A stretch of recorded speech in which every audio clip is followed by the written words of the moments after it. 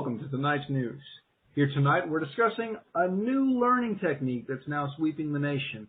Classrooms all over America are now implementing this new challenge-based learning framework.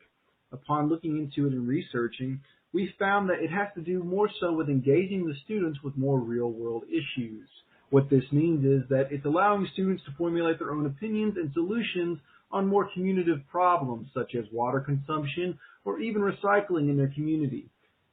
Teachers have noticed a sharp reaction in students becoming more lively and outspoken as they're willing to give their own ideas and be able to share what's on their minds. Right now, we have dedicated researchers implementing videos and such to help break down the important parts of such a learning framework. Tonight, we also have different implemented teachers who will discuss what's been going on in their classroom. But for now, let's dive into some of this research educational video and see what exactly challenge-based learning really is. I'll see you after the video. CBL is a multidisciplinary approach whereby students are involved in their learning. They formulate questions, investigate widely in cooperation with different stakeholders and disciplines to solve real-life challenges, and to build new understandings, meanings, and knowledge. It involves different stakeholder perspectives and aims to find a collaboratively developed solution which is environmentally, socially, and economically sustainable.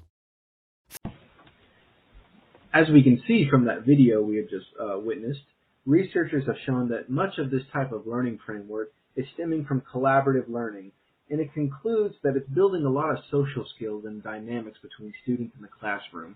Of course, the teacher and the students both have roles to play in this type of framework of learning, with the teacher seemingly coming off more as a coach as they help direct and showcase what the students need to be doing, but doesn't entirely give them the answer. The students acting more as a witness in this situation, as observed, as it shows that they are ones to create the ideas or the opinions, the truths, however which way they describe it, to really formulate better objectives for them towards whatever they're trying to implement towards their community or whatever situation is being presented. It does dictate, however, stemming that much of these different types of mindsets are coming from what is known as the habit of mind, as researchers have concluded in learning. It mainly showcases that different dispositions of people really showcase different learning patterns. That way, it really plays into this well-worked framework because of how everyone will have a different opinion or idea showcased. That way, when they come up with new ideas, each one can be different from different people or similar based upon whoever is listening. Now, with me, I move on to a teacher we've invited to showcase and talk about how they have implemented and used such a framework in their classroom.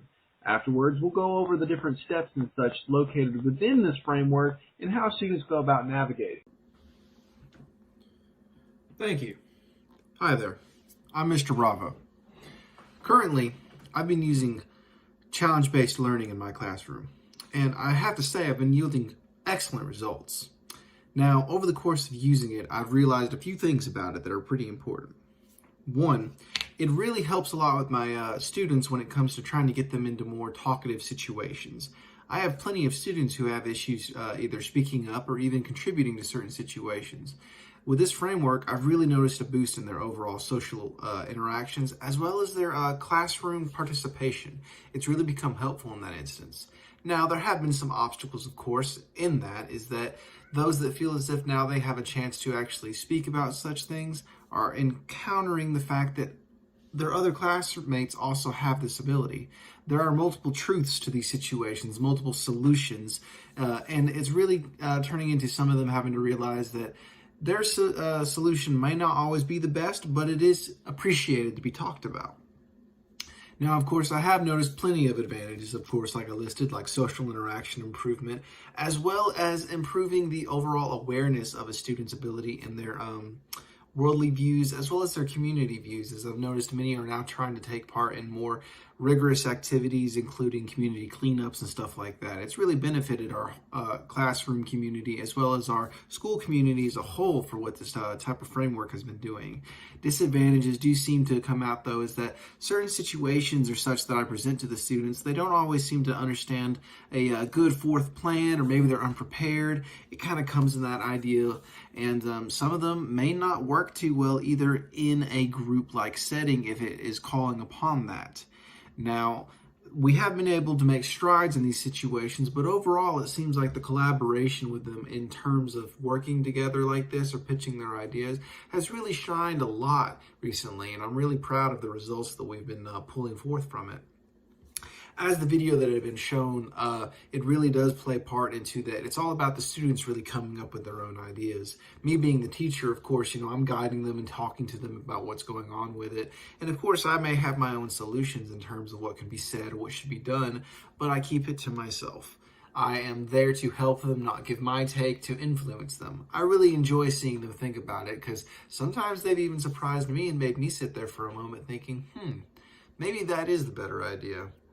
Now, of course, I do have some recommendations, though, about this framework. I really do need to nail in there in terms of any other teacher who wants to use it. If you are interested in using it, be prepared to just know that, hey, there's going to be instances where the students might have doubts with each other about certain things, and that's fine. A little bit of healthy communication like that, some distancing and disapproval of it is fine. They need to build that idealism. I will state, though, do not let anything bad occur in terms of letting someone try to take the reins fully and issue and think that their ideas are the truth. That's not how this framework works, and it's just how it goes in terms of being capable of taking something and creating ideas and solutions for it. I do recommend, though, that this type of framework can be done either individually or in a group setting. You really do need to read your classroom and understand what is better for it. A group setting can have all of their ideas pitched in at the same time, while individual work, of course, will make one more confident in their ideas, but you're lacking the ability of really seeing how a group dynamic will let them have trial and error of having their ideas tested or talked about, and maybe they're good, maybe they're not. But their ideas nonetheless, and anything is true as if they're trying. I really do believe that this framework is really helping out, and as my reporter had said before, we're about to go into the really the engaging topics of it, how it works, what's being spoken about, the typical stuff about it, the actions taking place. So I'm going to go ahead and swing it on over to them, but as I've said before, this is a framework and a dynamic that I'm really proud of using in my classroom. It's been effective, and I feel like many other teachers will probably get to it. Well, I'm done talking. Let's head on to the video. Challenge-based learning framework is divided into 3 interconnected phases: engage, investigate, and act. Each phase includes activities that prepares the learners to move to the next phase. Within each of the phases, there are opportunities for mini-investigation cycles, and if necessary, to return to an earlier step. Supporting the entire process is an ongoing procedure of documentation, reflection, and sharing. So as research has shown, altogether, the framework for challenge learning really showcases that students in general are able to learn better and, if not create better ideas, when presented with situations that involve not just them, but the people and situation around them. Research shows also that when it comes down to it, challenge-based learning really works for students because deep down, students wish to be challenged. They do not like the easy road as much as people might think they do. They want to be tested. They want to stretch their minds. As our teacher, Mr. Bravo, had also reported into, his classroom has really benefited as he's seen increased activity from students who may not have been participating prior. What we're really seeing here is a great turn of events for all classrooms. And with the benefit of having research like the Habit of Minds, we're also getting to see what type of student might be able to predict different types of ideas and solutions.